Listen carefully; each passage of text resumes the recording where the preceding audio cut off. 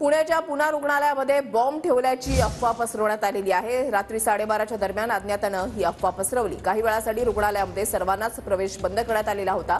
पोलिसांची श्वान पथकाच्या माध्यमातून या ठिकाणी तपासणी जी आहे ती सुद्धा करण्यात आली आणि 1 तासाच्या शोधानंतर बॉम्बची अफवा असल्याचं उघड झालेलं आहे।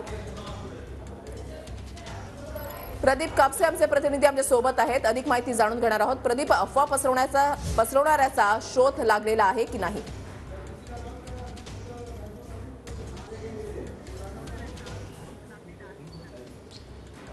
वृषाली, सध्या पोलिसांकडून माहिती घेतली जाते, मात्र रात्री 12:30च्या सुमारास ज्यावेळेस हा मेसेज जो आहे पोलिसांना मिळाला त्यानंतर संपूर्ण डॉग स्क्वॉडच्या माध्यमातून पुन्हा हॉस्पिटलची तपासणी जी आहे ती करण्यात आलेली होती।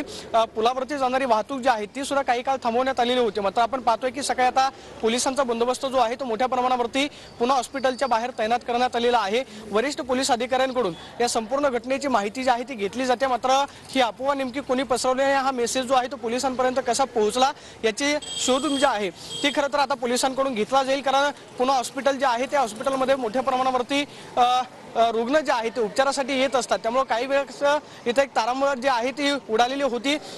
घबराटीचं वातावरण जे आहे ते सुद्धा निर्माण झालेलं होतं। मात्र सध्या आता पोलिसांनी संपूर्ण परिसराची रात्रीच खरं तर तपासणी केलेली होती, मात्र खबरदारीचा उपाय म्हणून अतिरिक्त पोलीस बंदोबस्त जो आहे तो सुद्धा या ठिकाणी बाहेर तैनात करण्यात आलेला आहे। येणाऱ्या प्रत्येक संशयिताची खरं तर तपासणी केली जाते, मात्र घबराटीचं वातावरण निर्माण झालेलं होतं, त्यावरती आता पोलीस प्रशासनाकडून सतर्कता बाळगली जाते आणि पुन्हा हॉस्पिटलची रात्री डॉग स्क्वॉडकडून तपासणी करण्यात आली। मात्र तशा कोणत्याही पद्धतीची वस्तू जी आहे ती हॉस्पिटलमध्ये आढळून आलेली नाही, त्यामुळे खरं तर सगळ्यांनी सुटकेचा निश्वास सोडलेला आहे। मात्र खबरदारीचा उपाय म्हणून आपण पाहतोय की मोठ्या प्रमाणावरती हॉस्पिटलच्या बाहेर पोलिसांचा बंदोबस्त जो आहे तो तैनात करण्यात आलेला आहे। ही अफवा नेमकी कशी पसरवली याचा शोध जो आहे तो सध्या पुणे पोलिसांकडून घेतला जातोय। वृषाली, नक्कीच धन्यवाद प्रदीप दिलेल्या सविस्तर माहितीसाठी।